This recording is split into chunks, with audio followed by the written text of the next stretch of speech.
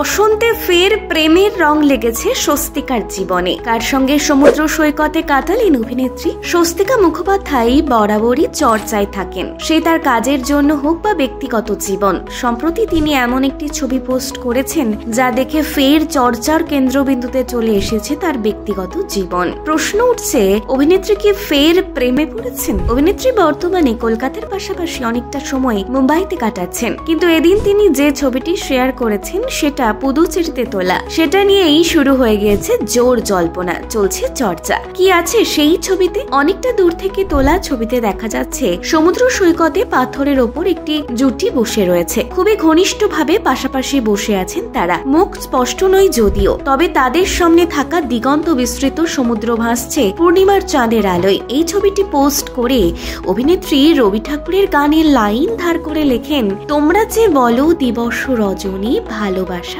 ভালোবাসা। যদিও ছবিতে থাকা মহিলাটি তিনি কিনা সেটা স্পষ্ট নয়। তিনি ছবিটি তুলে থাকতে পারেন, আবার ছবিটির মহিলাটিও তিনিও হতে পারেন। তবে এমন রোমান্টিক লাইন দিয়ে ছবিটি পোস্ট করায় তার অনুরাগীদের অনুমান অভিনেত্রী হয়তো ফের প্রেমে পড়েছেন। এই অভিনেত্রীকে কারা কারা পছন্দ করেন? লাইক কমেন্ট শেয়ার করে জানাতে ভুলবেন।